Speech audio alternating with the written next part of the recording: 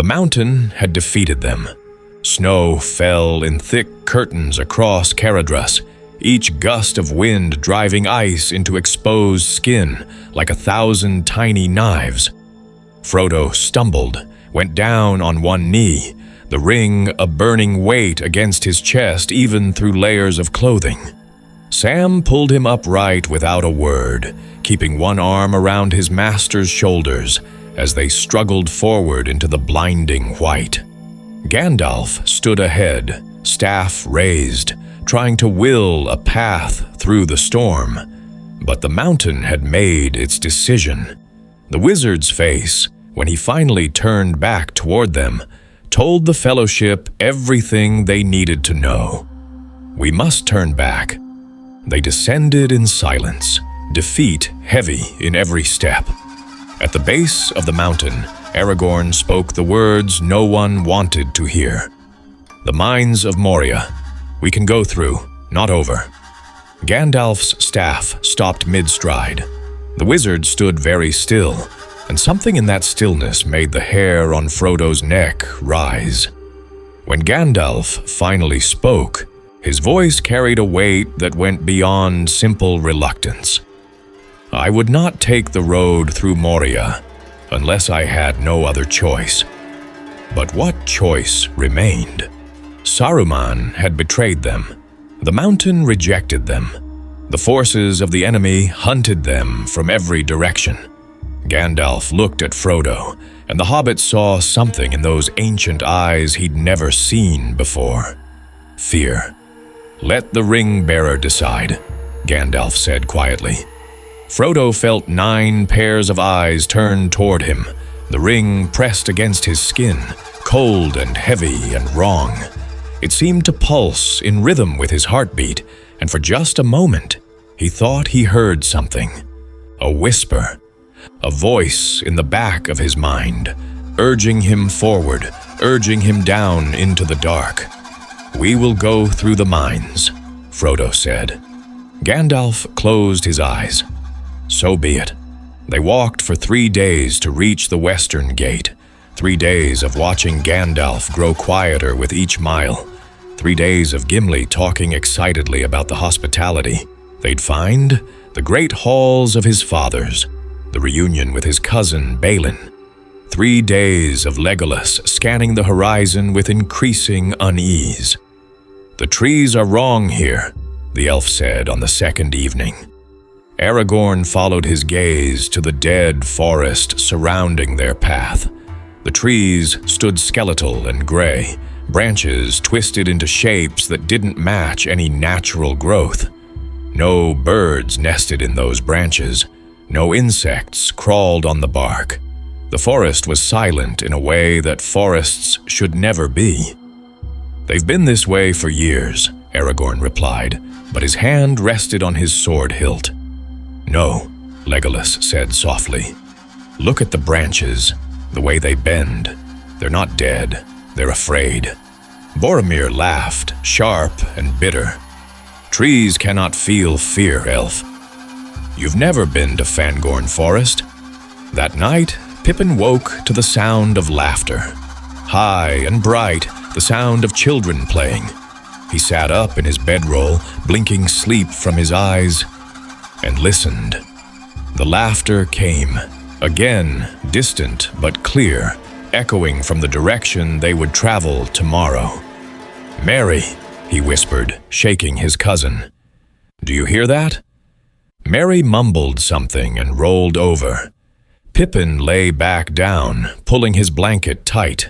The laughter faded. In its place came a different sound. Crying. A child crying, lost and alone in the dark. Pippin squeezed his eyes shut and tried very hard not to hear it. The doors of Durin stood before them, invisible beneath centuries of stone and dirt. Gandalf ran his hands across the rock face, muttering to himself in languages Frodo didn't recognize. The others waited by the dark pool that spread before the entrance, watching the water with growing unease. "I don't like this place," Sam said. "It feels watched." Frodo knew what he meant. The air pressed down on them, thick and expectant. The pool lay perfectly still, despite the wind that whispered through the dead trees. Nothing rippled its surface. Nothing lived in those waters. Except something did. The first tentacle broke the surface without warning. It wrapped around Frodo's ankle with impossible strength, and suddenly the hobbit was being dragged backward toward the water. He hit the ground hard, the breath knocked from his lungs, clawing at the rocks as the creature pulled him toward the depths. "Frodo!" Sam's voice, distant and terrified. More tentacles erupted from the pool. The Fellowship attacked, swords flashing in the moonlight, but there were too many limbs, moving too fast. One wrapped around Boromir's sword arm. Another caught Legolas mid-leap. The creature rose from the water, massive and ancient, covered in scars that looked wrong, too regular, too deliberate, almost like teeth marks. Aragorn's blade severed the tentacle holding Frodo. The hobbit fell, gasping, and Sam hauled him to his feet. They ran for the doors, which Gandalf had finally opened, the Fellowship streaming through into the darkness beyond. Behind them, the Watcher thrashed and screamed, not in anger, in terror. As the doors collapsed, sealing them inside, Frodo caught one last glimpse of the creature. It was fleeing, diving deep into its pool, tentacles wrapped around itself protectively, running from something, running from whatever waited in the dark ahead. Gandalf's staff blazed to life, and Moria revealed itself. The hall stretched before them, impossibly vast. Pillars rose into shadows that even the wizard's light couldn't penetrate, each carved with artistry that took the breath away. Geometric patterns flowed across every surface, telling stories in stone of the glory that had been Khazad-dûm. The wealth of Moria was not in gold or jewels, Gimli said, voice hushed with reverence, but in mithril. But the halls were empty. No light burned in the distance, no voices echoed in greeting, just their footsteps on ancient stone and the steady drip of water somewhere in the darkness. Gandalf moved forward, staff held high. The others followed, staying close to his light. As they walked, the temperature dropped. Frodo's breath misted before him, and frost began to form on the carved walls. "It shouldn't be this cold," Aragorn said quietly. "Not this deep beneath the mountain." The wizard didn't respond. He was listening to something the others couldn't hear. His steps slowed, and the light from his staff flickered, as if something in the darkness was drinking it in. They found the first body in the second hall. The goblin lay on its back, eyes still open, frozen in an expression of absolute terror. Its claws had torn bloody furrows in the stone floor, and its mouth gaped wide in a scream that had never finished. "One goblin, dead from fear," Boromir said, nudging the corpse with his boot. Perhaps it saw its own reflection. But Legolas knelt beside the body, his elven sight reading details invisible to the others. "Look at its hands. It died trying to dig through solid rock. And its heart..." The elf pressed 2 fingers to the goblin's chest. "Burst from the inside, as if it had been frightened to death." "Nothing frightens goblins," Gimli said. "They're creatures of the dark. They know no fear." "This one did," Legolas replied. They found more as they descended deeper. Dozens of goblin corpses scattered through the corridors like leaves after a storm, all with the same expression. All died running. Some had clawed their own eyes out. Others had torn at their own throats. Whatever they'd seen, whatever they'd experienced, had been bad enough to make death preferable. Gandalf stopped in a wide chamber, his light falling on something that made even Aragorn take a step back. Dwarf skeletons, 30 or 40 of them, arranged in a circle, each one standing upright, propped against the others, arms raised as if warding off something from the center of their formation. Someone had positioned them this way, deliberately, artistically, and in the center of the circle, carved into the stone floor, in letters, 2 feet high, you'll float too. This is wrong, Gandalf said. The wizard's voice shook, and that alone terrified Frodo more than anything they'd found. This is very wrong. We need to... A sound echoed through the distant halls, high and sweet and innocent, a child's laughter. The fellowship froze. The laughter came again, closer now, bouncing off stone walls until it seemed to come from everywhere and nowhere. Then, faintly, they heard singing. A child's voice, playful and bright. Ring around the rosy, pocket full of posies.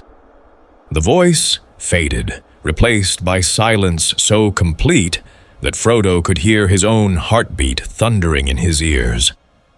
"What was that?" Pippin whispered. Gandalf's knuckles were white around his staff.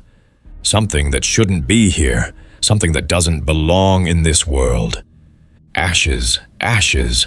The voice again, but different now. Older, deeper. The innocent lullaby twisted into something mocking, something hungry. We all fall down. "We move," Gandalf said. "Quickly, stay together. Do not look at the shadows. Do not listen to voices.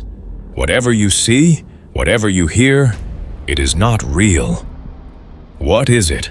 Aragorn asked, hand on his sword. "I don't know," Gandalf admitted. "But I have felt this kind of wrongness before, in places where the barriers between worlds grow thin. This creature, it is not of Middle-earth. It should not exist here." Before anyone could respond, every one of the standing skeletons collapsed at once. The sound of bones hitting stone echoed through the chamber like applause, and in the darkness beyond Gandalf's light, something laughed. Not a child this time.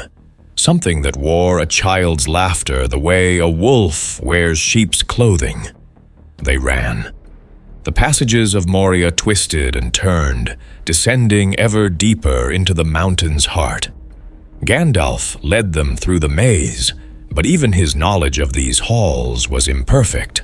Corridors that should have led one direction curved another way. Chambers that should have been empty contained things. More arranged corpses, more messages carved in stone, and always that sense of being watched, being hunted, being played with. "There," Gandalf said, pointing ahead to a doorway. "The Chamber of Mazarbul. Balin made it his seat. If there are records, answers, they'll be there." The door stood ajar. Even from the corridor they could smell it. Death. Old death and something else. Something sweet and rotten, like overripe fruit left to decay. Gimli pushed past the others, hope and dread warring on his face. The chamber beyond held the remains of Balin's last stand. Dwarf skeletons lay scattered among broken weapons and shattered shields. In the center, a stone tomb, and on it, an inscription that made Gimli fall to his knees. Balin, son of Fundin, Lord of Moria. The dwarf wept openly, one hand pressed against the cold stone. Aragorn moved to comfort him, but Gandalf was already at the far side of the chamber, pulling a massive book from the skeletal hands of a dwarf scribe. "The Book of Mazarbul," the wizard muttered, opening it carefully. "The record of Balin's colony." The others gathered around as Gandalf read, his voice growing quieter with each passage. "They came here seeking to reclaim the ancient kingdom. The first months went well. They retook the first hall, relit the forges, began to mine mithril once more. He turned pages, the handwriting growing more erratic. Then, strange things. Dwarves seeing visions, hearing voices. Oin claimed his dead brother called to him from empty tunnels. Frar shot arrows at shadows that weren't there. They thought it was the darkness playing tricks. Gandalf's hands trembled as he reached the final entries. The goblins started fleeing, running from something in the deep places. The dwarves heard them screaming. Then the screaming stopped. Then it came for them. His voice dropped to barely a whisper. It takes different shapes, shows us what we fear most. Nali saw his father, throat cut, begging for help. But his father died of old age 20 years past. We sealed the chamber. It didn't matter. It comes through walls, through water, through our own reflections. Balin ordered we make for the eastern gate. We didn't make it 30 feet. It was waiting. It knew. It's always known. The goblins don't attack anymore. They hide from it too. We hear it in the halls, laughing, playing, feeding. My hand shakes too much to write more. It's at the door, not breaking in, just knocking. It knows we're afraid. It likes that we're afraid. Tell our kin in Erebor, do not come to Moria. There are worse things than orcs in the darkness. There are things that... The writing ended in a long smear of ink, as if the writer had been pulled away mid-sentence. Silence fell over the chamber. Even the air seemed to hold its breath. We leave, Gandalf said, closing the book. We leave now. We make for the bridge of Khazad-dûm, and we do not stop for... The sound of metal on stone made them all turn. Pippin stood by the well in the corner of the chamber, face pale. At his feet, a skeleton had fallen backward, knocked over by the young hobbit's curious touch.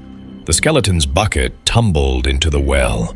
The sound echoed, down, down, down into depths that seemed to have no bottom, down into the deepest, darkest places of Moria. "Fool of a Took," Gandalf hissed. "Throw yourself in next time and rid us of your stupidity." They waited, weapons drawn, breathing shallow, waiting for the drums, for the goblin war cries, for attack. But what came was worse than drums. First, silence, complete and total, as if every living thing in Moria, every spider, every rat, every creature that crawled in darkness had stopped moving at once. The very mountain held its breath. Then, from far below, a voice, high and musical and delighted beyond measure. "Ollie, ollie, oxen free." Frodo's blood turned to ice. The ring against his chest began to pulse, cold, then hot, then cold again, as if it recognized something in that voice, something that spoke to its own ancient evil. "I know you're down here. I can smell you." The voice was rising, not climbing the well shaft. That would have taken minutes. No, it was moving through the stone itself, through the air, through reality, getting closer with impossible speed. Fresh meat, such brave little heroes, come to play with Pennywise. "Barricade the door." Gandalf's voice cracked like a whip. Now, they moved without thinking. Aragorn and Boromir shoved a massive stone slab across the entrance. Gimli added broken furniture, ancient shields, anything heavy. Legolas and the hobbits piled corpses against the barrier, trying not to think about what they were doing. Outside, in the halls of Moria, drums began to beat. But these weren't war drums. These drums were panicked, desperate, the sound of thousands of goblin feet running, not toward the Fellowship, away from something. The Fellowship heard them pass. The chamber, a tide of goblins in full retreat, shrieking in their harsh language. Some threw themselves against the walls, hard enough to break bones. Others trampled their fellows in blind panic. Then, cutting through the chaos, that voice again. Closer now, right outside the door. Little pigs, let me in." A goblin slammed against the barricade from outside, clawing desperately at the stone, screaming words in the black speech that sounded like prayers. Then its voice cut off mid-scream. The sound that followed was wet, tearing, chewing, then satisfied humming, like a child enjoying a favorite meal. Silence fell again. The fellowship stood frozen in the dim light of Gandalf's staff. Frodo realized he'd stopped breathing and forced himself to draw air into his lungs. Beside him, Sam gripped Sting so hard his knuckles had gone white. A gentle knock came at the door. Polite, almost friendly. Tap, tap, tap. "I know you can hear me," the voice said. Conversational now. Reasonable.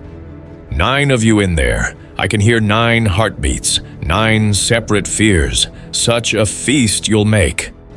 The knocking came again. Harder. "Frodo Baggins, ring-bearer. I can feel it, you know. That precious thing around your neck. It calls to me, wants to play, wants to show me all the delicious fears it's planted in your heart." The ring burned against Frodo's skin. He gasped, stumbling backward, and Sam caught him. "How does it know your name?" the gardener whispered. And brave Samwise Gamgee, so loyal, so devoted. "Tell me, Sam, what happens when Frodo doesn't need you anymore? When he chooses the ring over his friend? Will you still follow him then? Will you still love him when he becomes like Gollum? Precious?" Sam's face drained of color. The voice moved on, circling the door, speaking to each of them in turn. Meriadoc Brandybuck, Peregrine Took, silly hobbits who thought this was an adventure. Do you want to see what happened to your parents while you've been away? Do you want to know what the Shire looks like now? Burning, little hobbits. All of it burning because you weren't there to save it.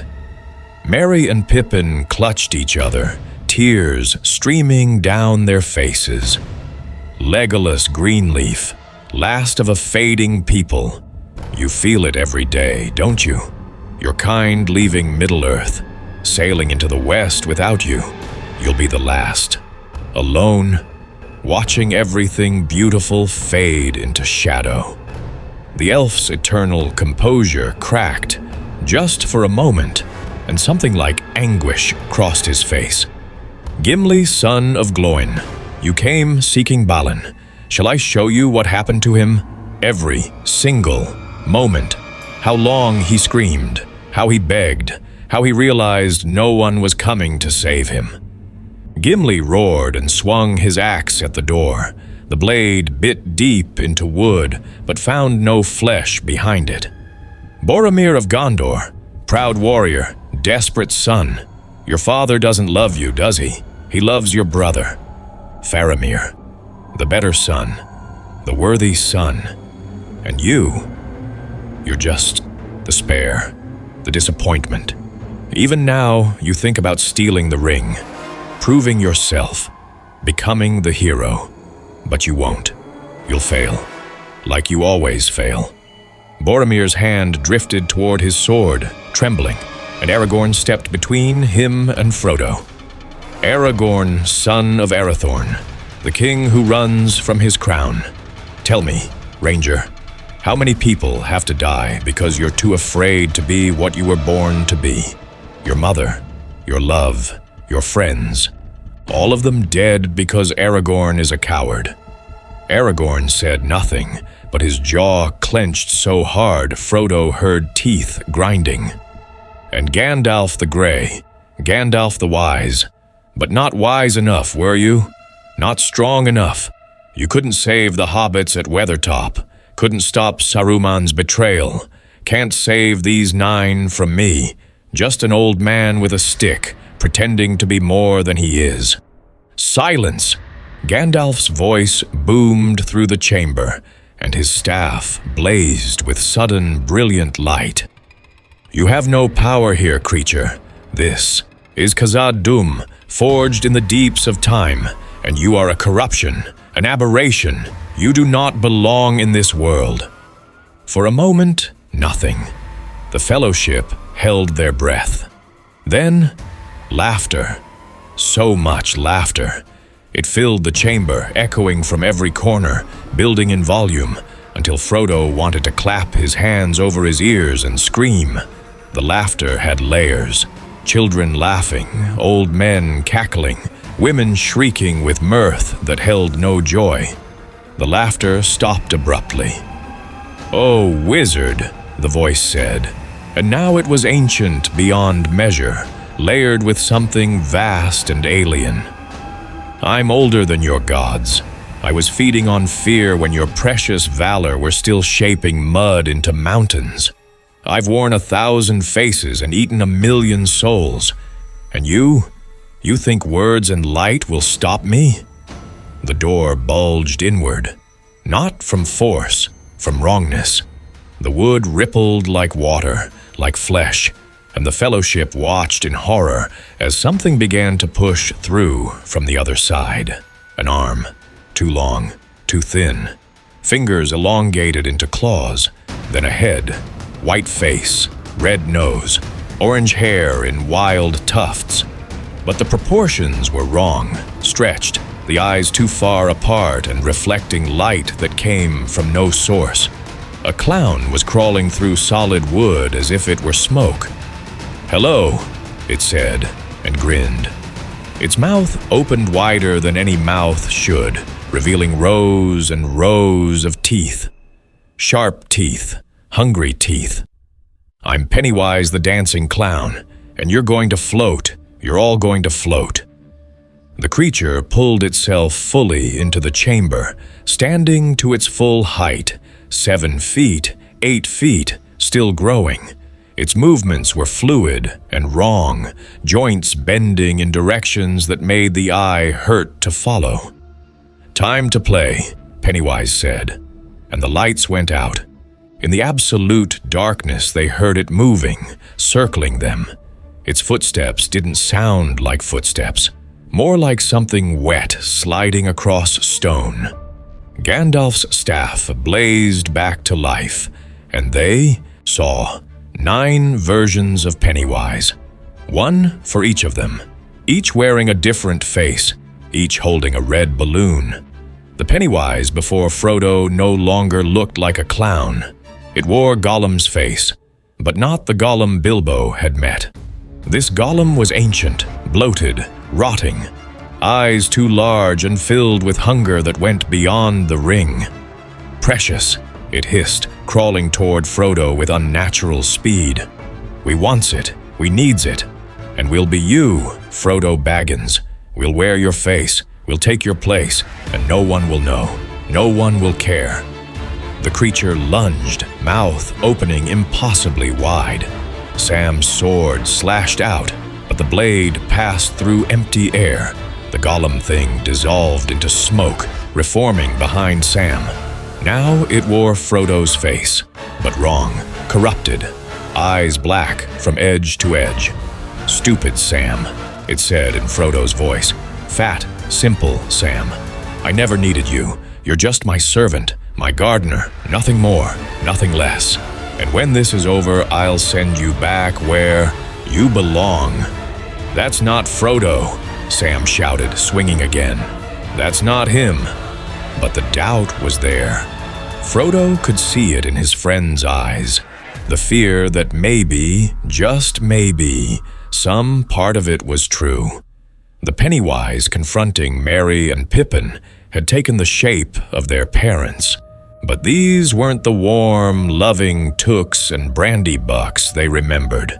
These versions were disappointed, angry. "Foolish children," Merry's father said, voice dripping with disgust. "Playing at adventure while the Shire burns.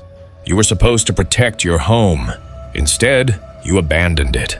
Cowards, just like I always knew you were." No, Merry whispered.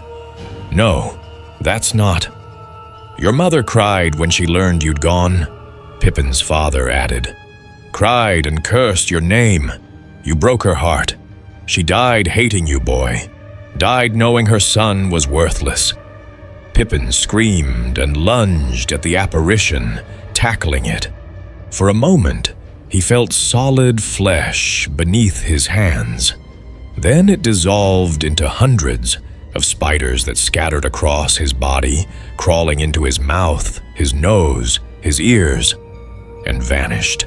The hobbit fell to the floor, sobbing, clawing at his face even though nothing was there. Legolas faced himself, an older version, ancient even by elven standards, standing alone in a dead forest. No birds sang, no trees grew, just wasteland stretching to the horizon. This is your future, his doppelganger said. The last elf in Middle-earth. Everyone you love sailed west without you.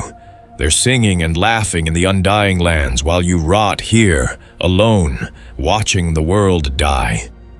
You are not real, Legolas said, arrow drawn, string taut. I'm as real as your fear, the other Legolas replied. And you are afraid, afraid of being forgotten, afraid of being the last, afraid that your entire civilization, thousands of years of beauty and art and song, will fade into nothing but myth. Less than myth. Silence. The arrow flew, passed through the apparition, struck the wall behind, with a crack that echoed like a breaking heart.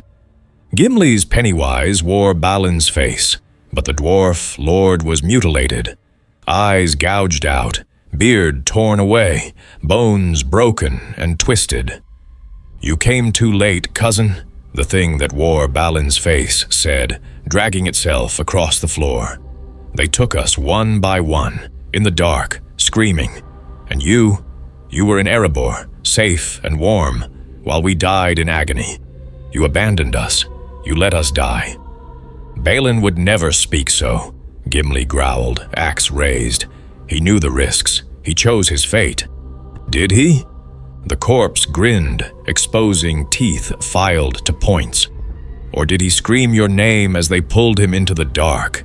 Did he curse you with his last breath? Did he? Gimli's axe fell.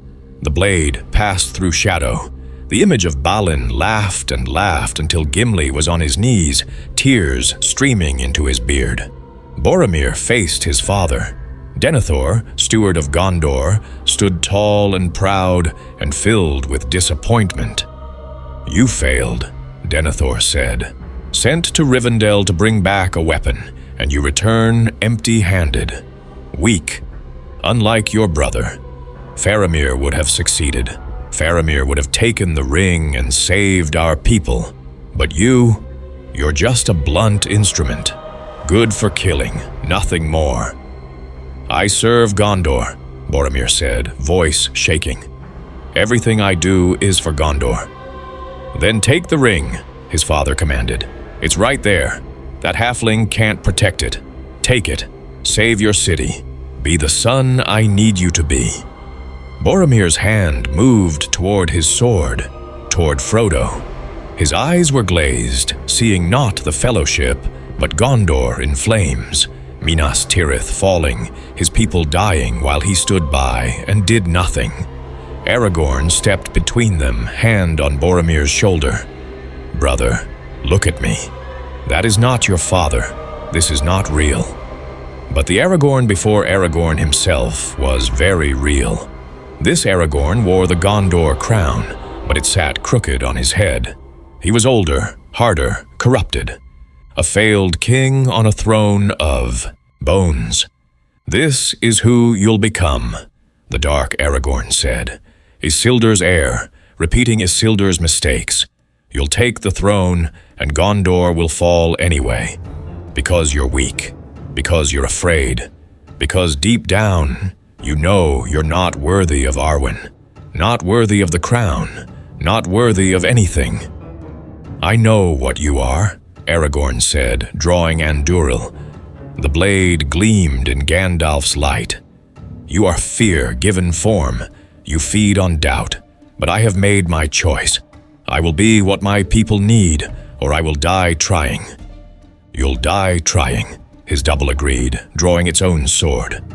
"That part's true." The blades met with a shower of sparks, and Gandalf faced himself, but not as he was, as he had been. Gandalf the Grey, standing at the bridge in Khazad-dûm, faced with Gandalf the White, the wizard he would become, should become, might never become. "You'll fall," the white figure said, "into fire and shadow, into death, and you won't come back. You'll leave them alone. These 9 you swore to protect. You'll abandon them just like you abandoned Thorin's company, just like you abandoned everyone who ever trusted you." "I know what must be done," Gandalf said quietly. "Do you?" The white Gandalf smiled, sad and knowing. "Or are you just guessing? You don't know the future, Mithrandir. You don't know if they'll succeed. You don't know if any of this matters. You're gambling with the fate of Middle-earth, and the odds are you've already lost." Before Gandalf could respond, all 9 versions of Pennywise dissolved. They flowed together in the center of the chamber, merging into something larger, something terrible. The clown that formed was massive, 12 feet tall, no longer even pretending to be human. Its face was a nightmare of features stolen from their worst fears, shifting and changing moment to moment. One eye was Gollum's, another was the eye of Sauron. Its mouth held both fangs and the ring. Its body was a patchwork of every terror they'd ever known. "Tasty," it said, voice now a chorus of every voice they'd heard. So tasty, such rich, complex fears. I haven't fed this well in decades. It reached for Frodo with arms that had too many joints. Gandalf's staff blazed brighter than the sun. "You shall not!" The light winked out like a candle in a hurricane. Pennywise laughed. "Oh, wizard, you can't fight me with light. I'm older than light. I existed before your valor sang the world into being. I fed in the void. I am the void." The creature's form began to expand, filling the chamber.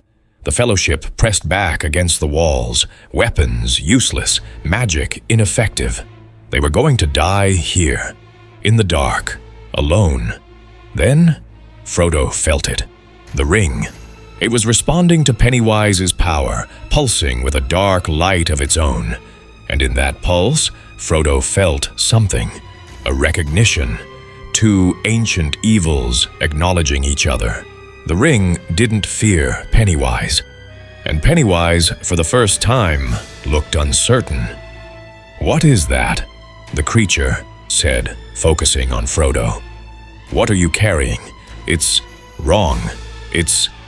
For the first time, confusion crossed that nightmarish face. "It doesn't fear me. Why doesn't it fear me?" Frodo didn't understand it, didn't want to understand it, but he pulled the ring from beneath his shirt. The gold band gleamed in the darkness, emanating a sickly light. Pennywise recoiled. "No," the creature said. "No, that's not from here. That's from them, from the Maiar, from..." The ring pulsed again, and Frodo saw something impossible. Pennywise was shrinking, drawing back, not from fear. It was incapable of fear, but from recognition, respect. "You carry their power," Pennywise said, and for the first time its voice held something other than mockery. Their curse, their doom. It tilted its head, studying Frodo. "You're already dead, little hobbit. That thing will destroy you, will corrupt you, will turn you into something worse than me." "Then we have nothing to fear from each other," Frodo said, surprised by his own steadiness. Pennywise laughed, but it was a different laugh. Thoughtful, amused. "Perhaps, or perhaps I'll just wait. Let that thing do my work for me. Let it break you. Let it turn you into the monster you're destined to become. And then... The creature's form began to fade, dissolving into shadows. Then I'll feast on what's left. It was leaving, retreating. But before it vanished completely, it spoke one last time. But we're not done. Not yet. You have a long way to go through my mountain, and I am so very hungry. The shadows cleared. The Fellowship stood alone in the chamber, panting, exhausted, traumatized, but alive. For now. Gandalf's staff flickered back to life. His face was haggard, older somehow. "We go," he said. "Now, while it's distracted, make for the bridge of Khazad-dûm. Do not stop. Do not look back. And Frodo." The wizard's eyes fell on the ring, still glowing faintly in the hobbit's hand. "Hide that, please." Frodo tucked the ring away, but its presence burned against his skin. What had just happened? Why had Pennywise retreated? He didn't have time to wonder, because from somewhere deep in Moria, drums began to beat. Real drums this time, goblin drums. And beneath them, that familiar voice singing. "Run! Run as fast as you can. You can't escape me. I'm the Pennywise man." They ran. The passages of Moria had become a labyrinth of terror. The Fellowship ran through halls that seemed to shift and change around them. Corridors that should have led to the eastern gate instead curved back on themselves. Stairways descended when they should have climbed. Gandalf's knowledge of these paths, gained from his previous journey through the mountain decades ago, was becoming worthless. "This way," the wizard gasped, pointing left at an intersection. They ran left. The passage opened into a chamber they'd passed through 10 minutes before. The same broken pillar. The same dwarf skeleton slumped against the wall. The same message carved into the floor. "Going in circles?" "It's playing with us," Legolas said, breath coming hard despite elven endurance. "Changing the mountain, making us run in circles while it feeds on our exhaustion." A child's giggle echoed from behind them. They spun, weapons raised, but saw nothing, just empty corridor stretching into darkness. "This is impossible," Boromir said. "We need to fight. We need to—" "Fight what?" Aragorn cut him off. "Shadows. Fear? You saw what happened in the chamber. Our weapons pass through it. Magic barely slows it. We run because running is all we have." Another giggle. Closer now. "Then we run faster," Gandalf said, and took off at a pace that forced the hobbits into a sprint. They descended. Down staircases carved with such artistry that even in their terror, Gimli felt his heart break at the beauty being wasted on flight. Down through halls where the walls were studded with gems that caught and reflected Gandalf's light into 1,000 colors. Down into the deep places where the air grew hot and smelled of sulfur and old smoke. Pippin stumbled. Merry caught him, pulled him upright, and they kept running. Behind them, always behind them, that voice sang. Down, down, down in the deep, dark hole. Down where the shadows eat your soul. Down where the dancing clown will feed. Down, down, down where you'll never leave. The second hall, Gandalf panted. If we can reach the second hall, we can cross to the bridge. Once across the bridge, we're beyond its domain. This creature, it's bound to Moria somehow. I can feel it. It cannot leave. How do you know? Sam asked, one arm around Frodo, half carrying his master whose strength was failing. I don't, Gandalf admitted, but it's the only hope we have. They burst into a vast chamber, the second hall of Khazad-dûm. Pillars rose like trees in a stone forest, each carved with the history of the dwarf kingdom. Galleries ran along the walls at multiple levels. Stairs and bridges connected different platforms in a complex web of walkways. And everywhere, covering every surface like a plague, were goblins. Not attacking, hiding. Thousands of them, pressed into alcoves and corners, crouched on ledges, clustered in the shadows. All silent, all watching, all terrified. The Fellowship froze. "They're afraid of us," Gimli whispered. "No," Legolas said, elven eyes scanning the chamber. "They're not looking at us. They're looking past us."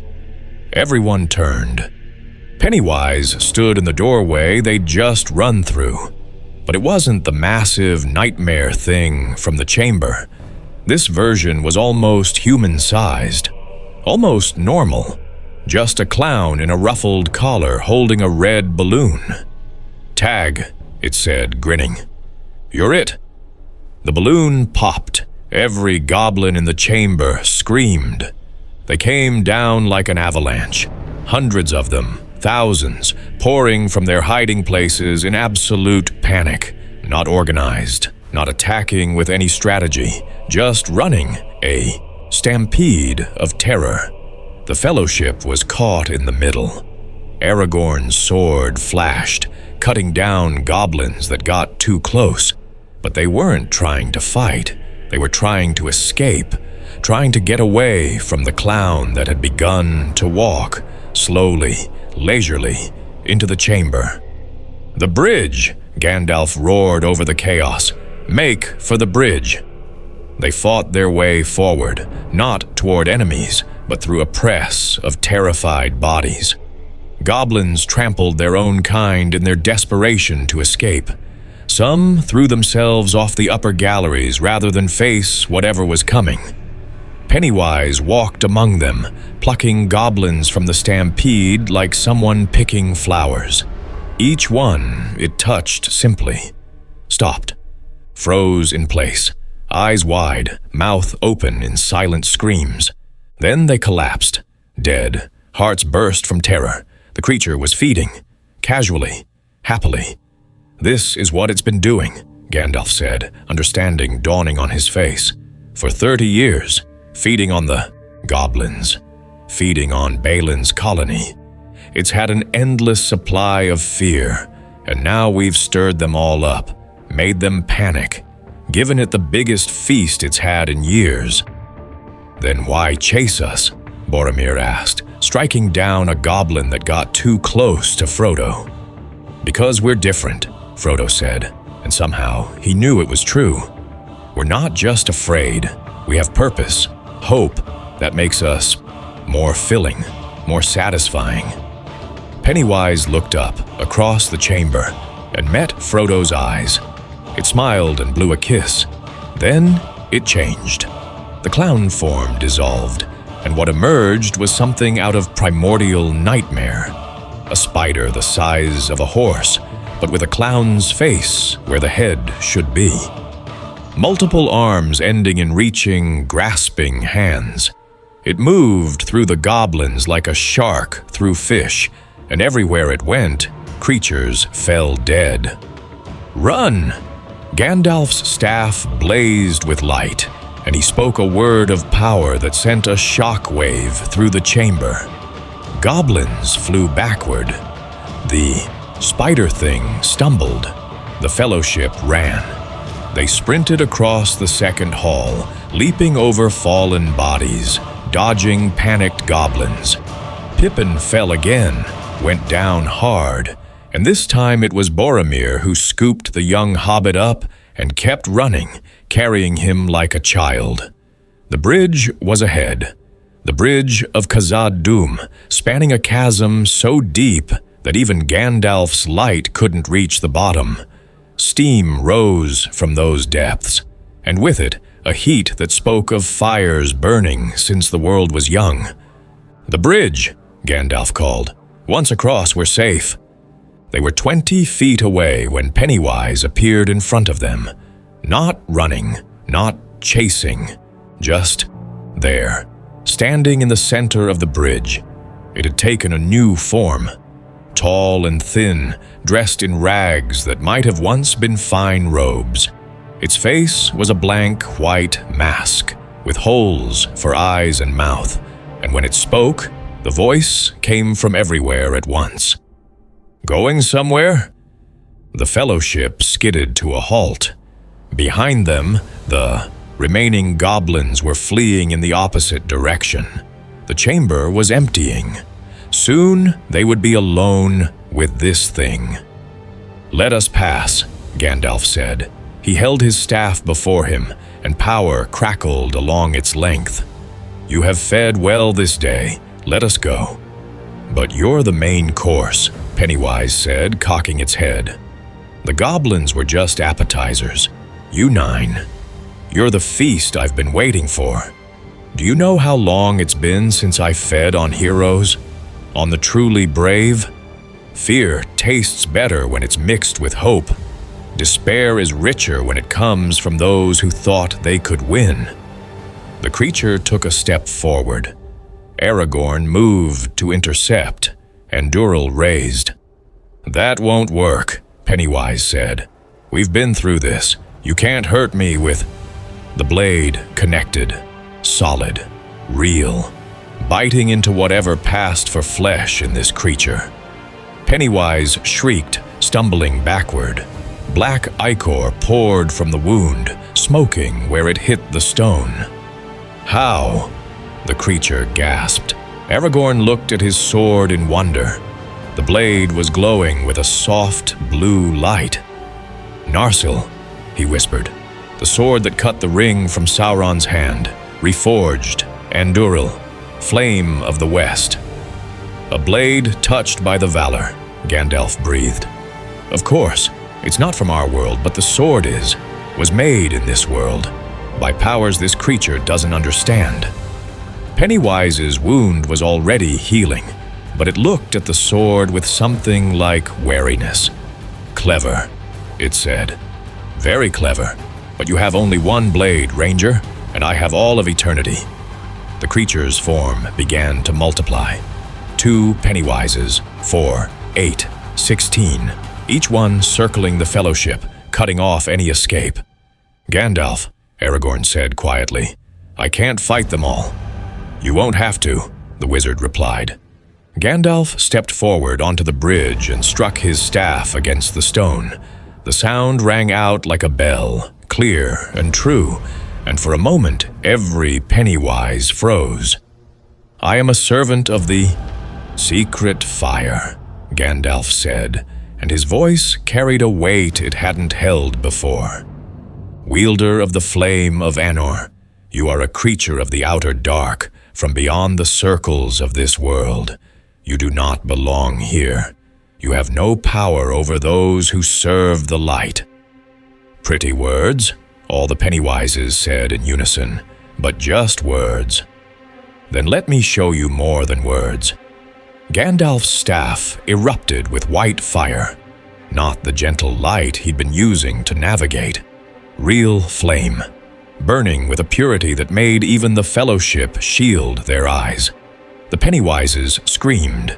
They scattered, dissolving into shadows, reforming at the far end of the bridge. All the duplicates merged back into one, and that one looked diminished, smaller. The white fire had hurt it in a way physical weapons couldn't. "You surprise me, wizard," Pennywise said. "Few things surprise me anymore. Perhaps I underestimated you. Perhaps this will be more fun than I thought." The creature's form rippled and changed. Now, it stood twice Gandalf's height, wreathed in darkness that seemed to drink in the light from the wizard's staff. "Shall we dance?" Pennywise asked. "Go," Gandalf said to the Fellowship without looking back. "Cross the bridge. I will hold it." "We won't leave you," Frodo said. "You will," Gandalf replied.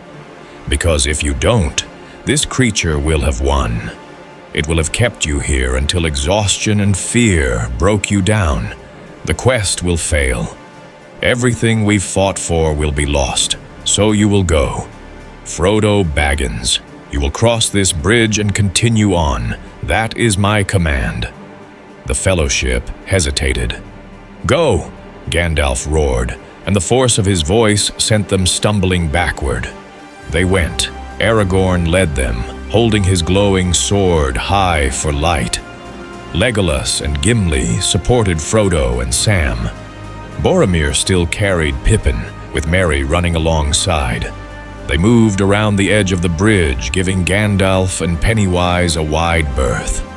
The wizard and the creature watched each other across 10 feet of ancient stone. "This is pointless," Pennywise said. "I'm immortal. You're not.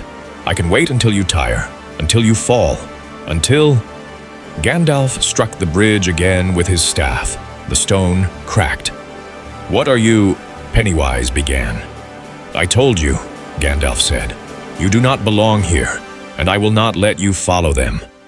He struck again. The crack widened. "You're mad," Pennywise said, but for the first time, uncertainty crept into its voice. "If the bridge falls, you fall with it." "I know." Gandalf raised his staff high. Power gathered around him, white and terrible. The very air hummed with energy.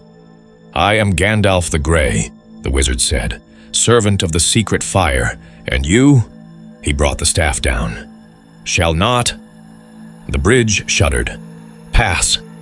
The stone shattered, but not where Gandalf stood. Behind Pennywise, cutting off the creature's retreat. The piece of bridge Pennywise stood on tilted, began to fall.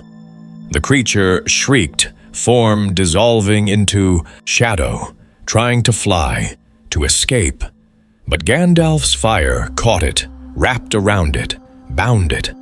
For just a moment, the wizard's magic was holding an immortal being from beyond the world. Just long enough. The bridge section fell, and Pennywise went with it, tumbling into the abyss. Its scream echoed up from the depths, growing fainter, until a different sound cut it off. A roar, deep, ancient, filled with rage that had been building for millennia. The Fellowship had reached the far side of the chasm. They turned, looking back, and saw Gandalf standing on the remaining section of bridge, silhouetted against his own light. "Gandalf," Frodo called, "come on." But the wizard wasn't moving. He was staring down into the chasm, face pale. "What have I done?" he whispered. From the depths, red light began to glow. Not fire. Something worse. Something that had been sleeping in darkness since the first age of Middle-earth. "No," Gandalf said. "No, not him. Not now." The roar came again, closer, now. And from the chasm, rising on wings of shadow and flame, came Durin's Bane, the Balrog. The creature that emerged from the depths of Moria was ancient beyond reckoning. It stood 20 feet tall, wreathed in fire and shadow that seemed to war with each other for dominance. Its form was vaguely man-like. 2 arms, 2 legs, a head, but twisted, wrong, as if someone had taken the idea of a human and corrupted it through eons of hatred. Wings of darkness spread from its back, not true wings, but shadows shaped by will and malice. In one hand it held a whip of flame. In the other, a sword of fire that had drunk the blood of elves and dwarves and men since before the sun first rose. This was a Balrog, a demon of the ancient world, a Maya corrupted by Morgoth in the Elder Days, survivor of wars that had reshaped continents. And it was angry. The Fellowship stood frozen on the far side of the broken bridge. Even Aragorn, who had faced countless terrors, felt his courage waver. This was not something that could be fought. This was a force of nature, a walking catastrophe. Gandalf stood on his section of bridge, alone, between the Fellowship and the demon. "A Balrog," the wizard said quietly, "a demon of the ancient world. This foe is beyond any of you. Run!" But they didn't run. They couldn't. Fear had rooted them to the spot. The Balrog turned its head, surveying the chamber. Its eyes were pits of fire. It saw Gandalf. It saw the Fellowship beyond. And it opened its mouth and spoke in a voice like continents grinding together. Thieves. The word shook the mountain. Dust rained from the ceiling. Somewhere in the depths, stone cracked and fell. "We seek only passage," Gandalf called, raising his staff. "We mean no claim to your domain. Let us go, and we will trouble you no more." The Balrog's laugh was like an avalanche. "Thieves have come to steal. Again, always stealing, always taking. Khazad-dûm was mine, is mine, will always be mine." It took a step forward, fire dripping from its feet, melting the stone where it walked. Gandalf planted his staff and spoke words in a language older than Westruun, older than Sindarin, the language of the Valar themselves. White light blazed up, forming a barrier between the wizard and the demon. The Balrog struck the barrier with its flaming sword. The impact sent shockwaves through the chamber. The barrier held, but Gandalf staggered. "Go!" the wizard screamed to the Fellowship. "Flee, you fools!" This time, they ran. Aragorn grabbed Frodo and Sam.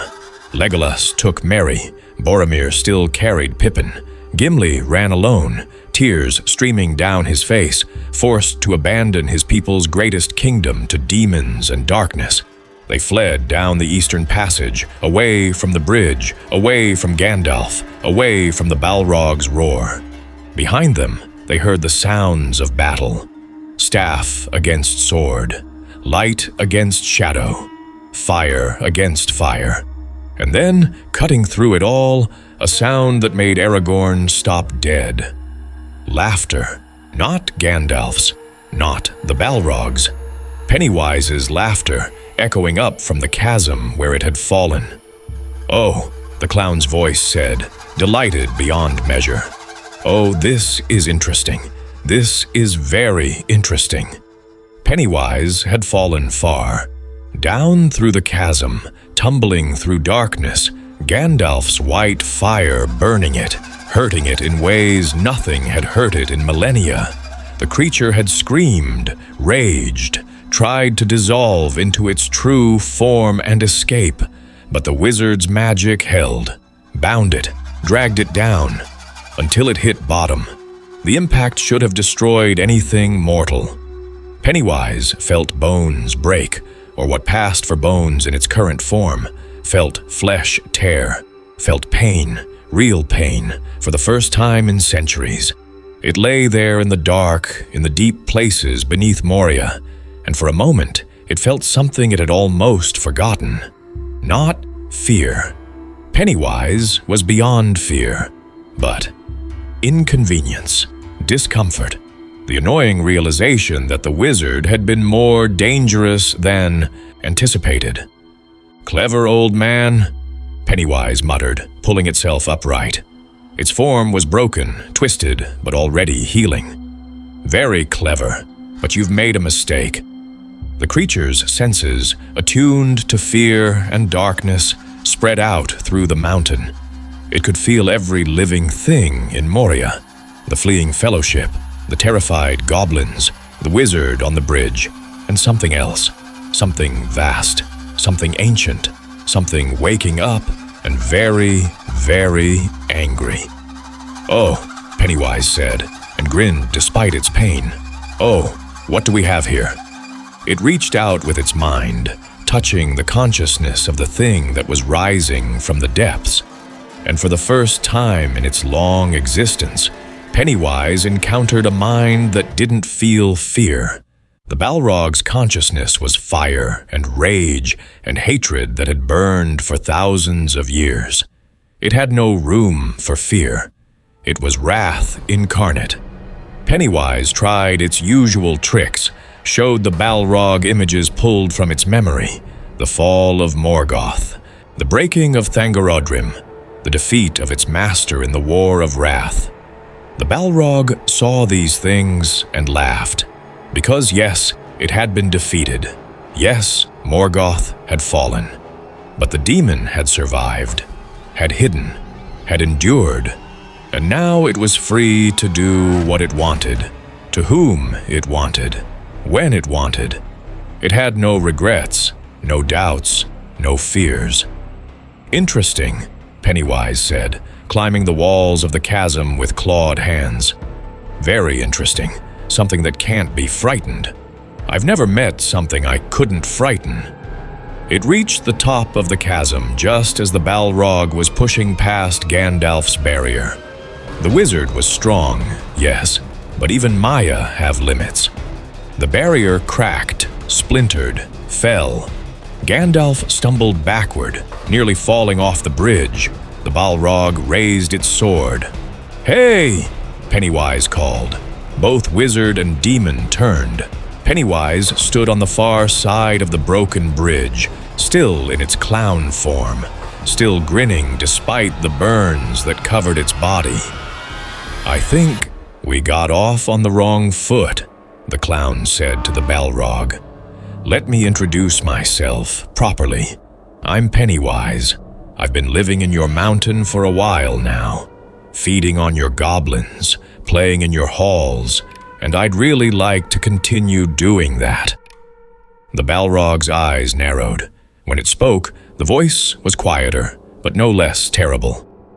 "What are you?" "That's complicated," Pennywise said. "I'm from somewhere else, outside your world. I've been here for decades, but I'm much, much older than that, and I think we should be friends. We have so much in common. We both like fire. We both like killing. We both—" The Balrog's whip lashed out. Pennywise dodged, but just barely. The flaming whip seared its shoulder, and the creature shrieked. That wasn't normal fire. That was the fire of the Ainur, the same holy flame that Gandalf wielded, but corrupted, twisted, made into a weapon, and it hurt. "Okay," Pennywise said, form shifting, growing larger. "Okay, I see how it is." Satayama. Clown dissolved into something else, something huge, a monster of teeth and claws and too many limbs, covered in eyes that all focused on the Balrog at once. This was closer to Pennywise's true form, the ancient thing from beyond the world. The Balrog looked at it and felt nothing. No fear, no hesitation, just the desire to destroy this intruder in its domain. The demon charged. Gandalf stood on the bridge, forgotten, watching two horrors clash. The Balrog was fire and fury, its sword cutting arcs of flame through the air. Pennywise was chaos and madness, its form constantly shifting, trying to find something that would work against a being of pure wrath. They met in the center of the second hall with an impact that shook Moria to its foundations. Pennywise's claws raked across the Balrog's chest. The demon roared, flames surging brighter. Its whip wrapped around Pennywise's arm, and the creature felt its flesh burn. Really burn. Not the fake wounds it showed to frighten prey, but actual damage. "You can hurt me," Pennywise said, surprised and almost delighted. "You can actually hurt me." The Balrog didn't respond with words. It responded with its sword, a massive overhead swing that would have split Pennywise in half. The creature dodged, barely, and the flaming blade struck the floor instead. Stone melted, ran like water. "Okay, new plan," Pennywise said. It shifted again. This time, it took the Balrog's own form, a mirror image, two demons of fire and shadow facing each other. The real Balrog paused, then it laughed, a sound like mountains breaking. "Mockery," it said. "You mock me with imitation." "I'm a shapeshifter," Pennywise replied. "It's what I do. Can't fight fire with— well, actually, yes, I can. Fire with fire. That's literally what I'm doing." Both demons raised their swords. Gandalf knew he should run, should flee while they were distracted. But he was frozen, watching something that should not be possible. Two beings from different cosmologies, different realities, locked in combat. The swords met. For a moment, just a moment, Pennywise held its own. Its mimicked flame matched the Balrog's corrupted Ainur fire. Its strength, born from eons of feeding on fear, matched the demon's ancient might. Then the Balrog's eyes flared brighter, and Pennywise realized its mistake. The Balrog wasn't just fire. It was a Maya, a divine being, yes, corrupted, yes, fallen, but still touched by the music of the Ainur, still part of the fundamental structure of this reality. Pennywise was an outsider, a virus in the system. Strong, yes. Ancient, yes, but not native to this world. And the world itself rejected it. The Balrog's sword cut through Pennywise's copied form like it wasn't there. The blade burned with holy fire, and where it touched, Pennywise's essence screamed. "No!" the creature shrieked, form dissolving, trying to escape. "That's not. You can't. I'm older than you. I'm stronger than you. You are nothing." The Balrog's voice carried absolute conviction. It grabbed Pennywise with hands of molten stone. The creature thrashed, shifted, tried to take forms that would let it slip free. It became water. The Balrog's heat boiled it. It became shadow. The Balrog's fire lit it up. It became a swarm of insects. The flames consumed them. Nothing worked. "This isn't possible," Pennywise gasped. "I'm immortal. I'm eternal. I'm weak." The Balrog brought Pennywise close to its face. The demon's breath was furnace heat. Its eyes were pits of flame that had burned since before the moon rose. "I am of the Ainur," the Balrog said. "I sang in the music that made this world. I fought in wars that broke continents.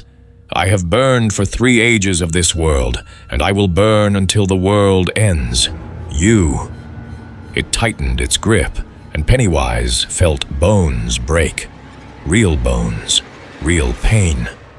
"You are an insect, a parasite, something that crawled into a world where it does not belong, and I will cleanse you from it." Pennywise tried to speak, to bargain, to threaten. But for the first time in its long, long existence, it had no words, because it had finally encountered something truly terrifying. Not scary, not frightening. Those were emotions Pennywise understood and fed upon. This was different. This was meeting something so fundamentally, cosmically beyond your power that fear didn't even enter into it. This was an ant meeting a god, and realizing that all its tricks, all its power, all its centuries of feeding meant nothing. The Balrog raised Pennywise high. "Burn," it said, and threw the creature into the chasm. Pennywise fell, truly fell this time, no magic to save it, no tricks to pull. It fell into the deep, dark places beneath Moria, into the roots of the mountain, where the Balrog's fire had burned for millennia, where everything burned. The last thing Pennywise felt before the flames consumed it was something it had spent eons inflicting on others, but had never experienced itself. True, absolute, overwhelming terror, not fear of death.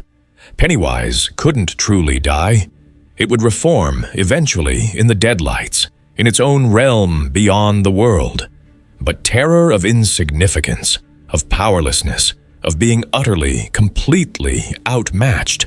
The creature that had terrorized Moria for 30 years, that had fed on thousands of victims, that considered itself an apex predator, learned what it meant to be prey.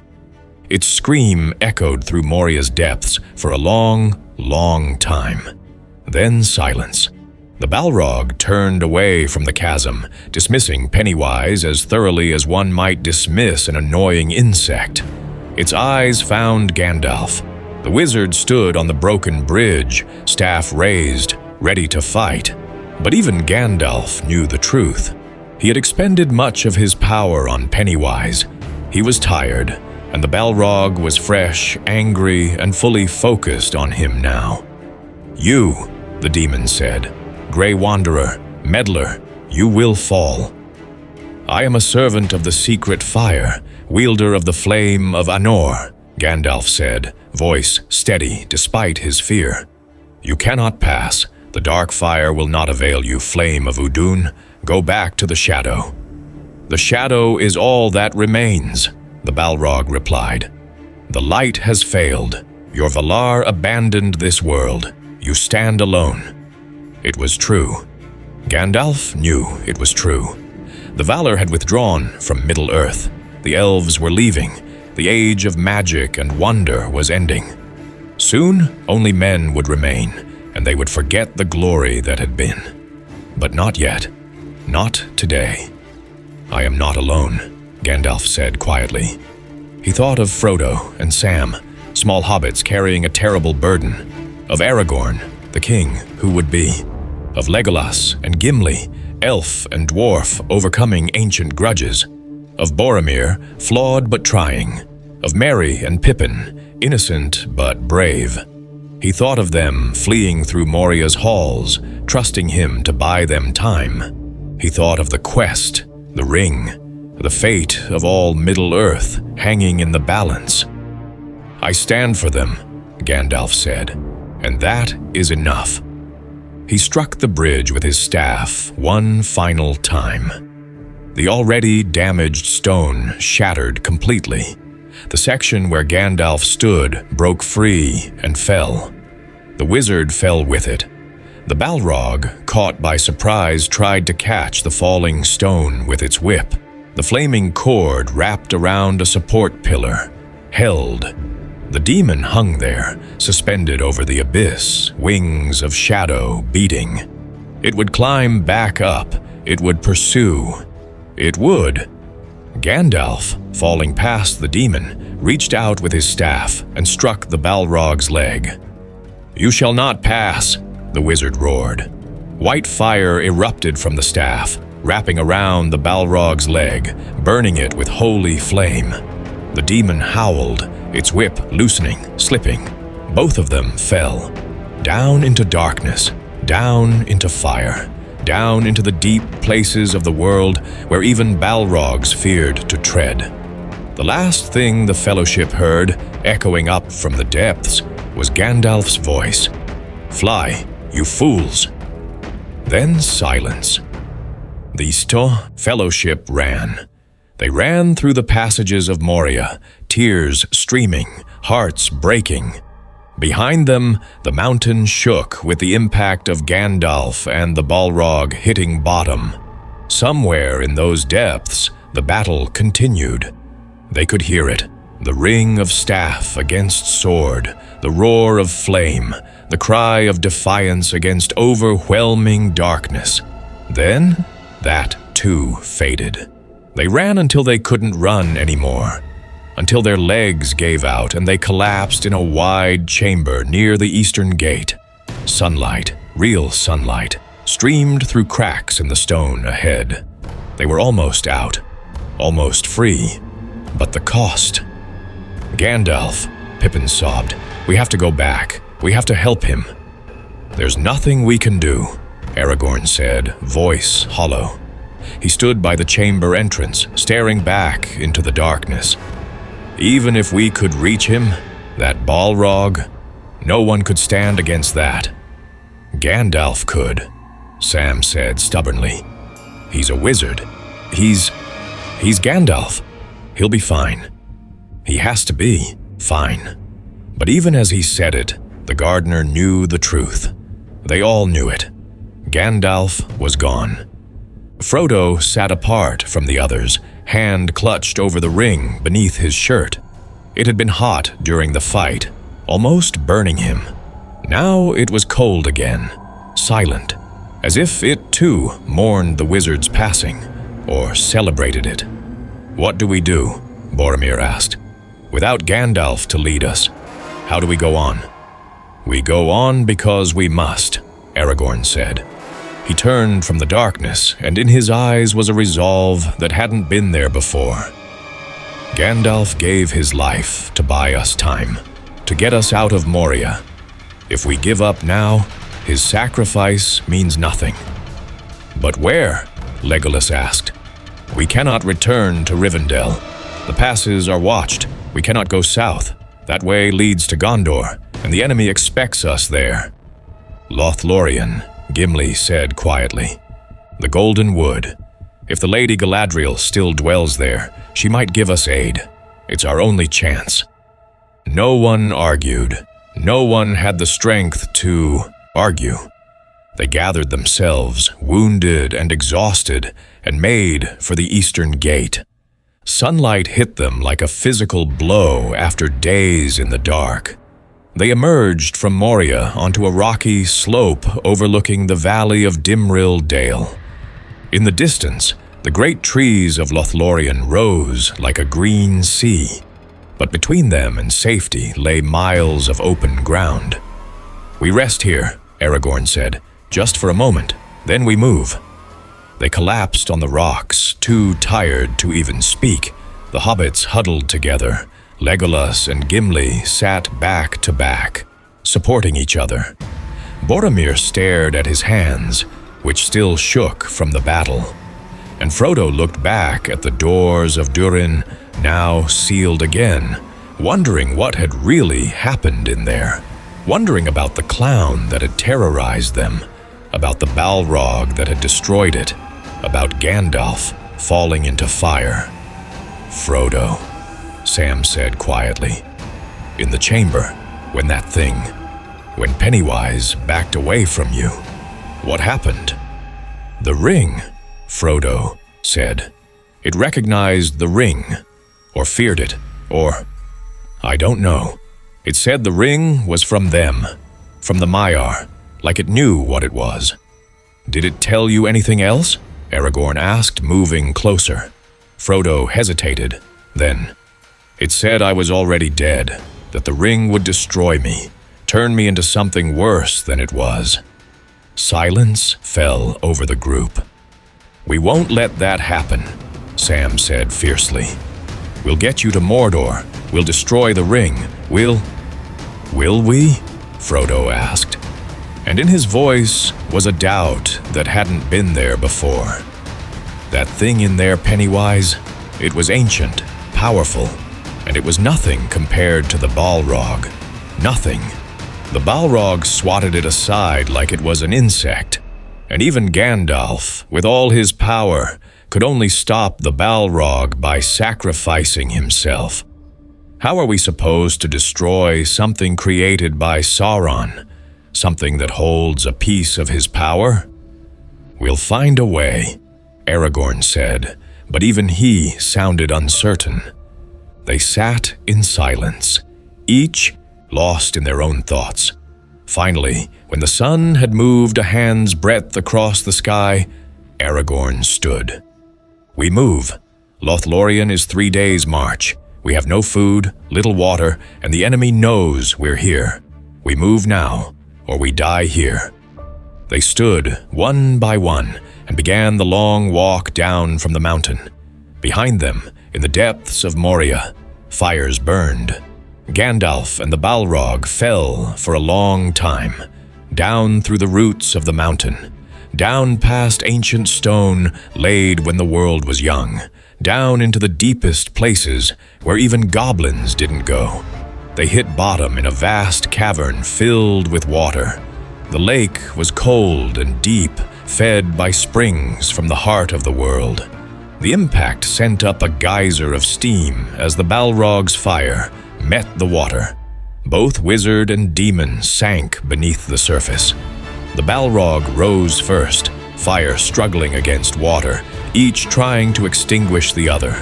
It pulled itself onto a rocky shore and saw Gandalf floating nearby, seemingly lifeless. "Finished," the demon said with satisfaction. Then Gandalf's eyes opened.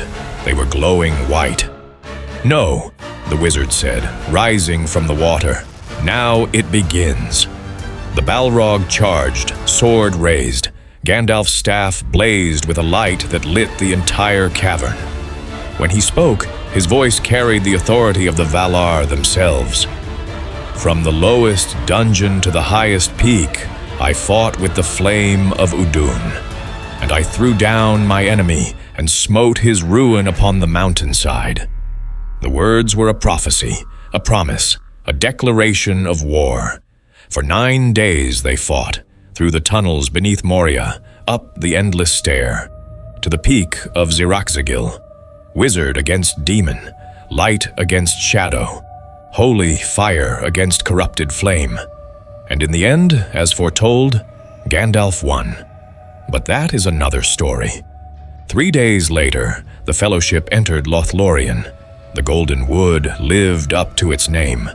Trees of impossible size and beauty rose around them, their leaves shimmering with a light that seemed to come from within. The air itself felt different here, cleaner, older, touched with magic from an age that was passing. They were met by a company of elves led by Haldir, who looked at their haggard faces and knew something terrible had happened. 8 there are here, yet 9 there were set out from Rivendell, Haldir said. "Where is Gandalf? For I much desire to speak with him." "He has fallen into shadow," Aragorn replied, and his voice broke on the words. The elves led them deeper into the wood, to Caras Galadon, the city in the trees. There they were brought before the Lady Galadriel and Lord Celeborn. Galadriel was tall and beautiful beyond description, with eyes that had seen the light of the 2 trees in Valinor. When she looked at the Fellowship, she saw through them, saw their hearts, their fears, their secrets. "Welcome, weary travelers," she said. "Rest here, heal here, for you have passed through darkness greater than you know." That night, the Fellowship slept in, flets among the trees. Real sleep, deep and dreamless. For the first time since leaving Rivendell, all except Frodo. He stood on a platform high in the trees, staring out over the forest, unable to silence the thoughts running through his mind. "You cannot sleep," Galadriel said, appearing beside him like a ghost. "The burden you carry allows you no rest." "The ring," Frodo said. "It's getting heavier, every day, every mile. And after what I saw in Moria, after what that creature said—" "Pennywise," Galadriel said, and Frodo started. "Yes, I know of it. I felt its presence in my realm, felt it when it came to Middle-earth 30 years ago. A thing from outside, from beyond the circles of the world. We should have dealt with it then, but we were weak. We are always growing weaker." "It said I would become like it," Frodo whispered, "that the ring would corrupt me, turn me into a monster." "It spoke truth," Galadriel said simply. "The ring will corrupt you, Frodo Baggins. It will. Take everything you are and twist it. That is its nature. That is what Sauron made it to do. Then there's no hope, is there?" Galadriel was quiet for a long moment. Then she held out her hand, and in her palm appeared a phial of clear water that glowed with starlight. "This is the light of Arendil's star, captured in the waters of my fountain. It will shine all the brighter in dark places. Take it. When all other lights go out, it will remain." Frodo took the phial with trembling hands. "But it won't save me," he said. "Will it? In the end, I'll still fall. I'll still become—" "Perhaps," Galadriel said. "Or perhaps you will find strength you did not know you had. Pennywise was right that the ring will destroy you. But he was wrong about one thing." "What's that?" He thought you were alone, thought fear would break you. But you have something Pennywise could never understand, something the ring cannot corrupt, though it tries with every breath you take. What? You have Sam. You have the Fellowship. You have people who love you and will follow you into the very fires of Mount Doom if need be. That kind of loyalty, that kind of love. It's more powerful than any magic, more enduring than any curse. Frodo looked at the phial of starlight, feeling its warmth against his palm. Gandalf gave his life for us, he said. He fought a demon and fell. How can I do less? How can I fail after his sacrifice? You won't fail, Galadriel said. Not in the end. You will carry the ring to Mount Doom, Frodo Baggins. You will stand in the cracks of doom and make the choice that will save or damn this world. You've seen this in your mirror? I have seen many things, possible futures, probable endings, but nothing is certain until the moment comes. The future is not written, not yet. She touched his forehead gently, and Frodo felt a warmth spread through him. The burden of the ring lightened just a little. Rest now, she said. Tomorrow you continue your journey, but tonight, rest. Dream of the Shire, of home, of all the good things worth fighting for. Frodo nodded and made his way to his flet. He slept, and for the first time in weeks, he didn't dream of Pennywise's clown face or the Balrog's flames. He dreamed of home. Deep beneath Moria, in the roots of the mountain, something stirred. Not the Balrog. That demon was gone, destroyed by Gandalf in their final battle high on Zirak-Zigil's peak. Not goblins.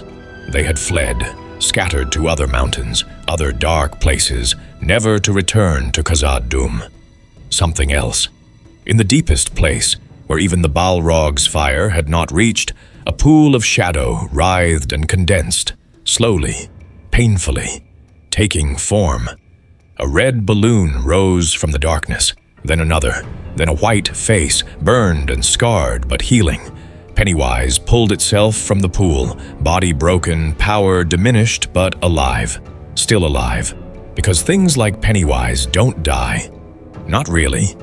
They endure. Well, the creature said, voice a ragged whisper. That didn't go as planned. It looked up at the ceiling, thinking of the Fellowship somewhere far above, continuing their quest. But we're not done, Pennywise said. Not yet. They think they've escaped me. They think they've won. The creature smiled, showing teeth that were still too sharp, still too many. But I'm patient. I can wait. I can heal. And when they least expect it, when they think they're safe. A red balloon floated up from the pool, drifting through the dark halls of Moria. I'll come back. Maybe not here, maybe not now, but somewhere, sometime, when the Fellowship is weak, when their guard is down, when they think all the monsters are behind them. The balloon burst. Pennywise's laughter echoed through the empty halls. I'll come back. I always come back. Then it sank back into the shadows, to heal, to wait, to plot its revenge. Because nightmares don't die, they just sleep, waiting for the right moment, waiting to feed. Far away in Lothlorien. Frodo woke suddenly.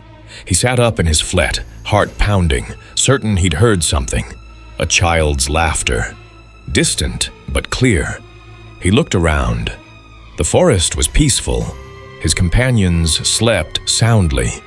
There was no danger here, but his hand found the phial Galadriel had given him, and he held it tight, just in case the nightmare wasn't quite over.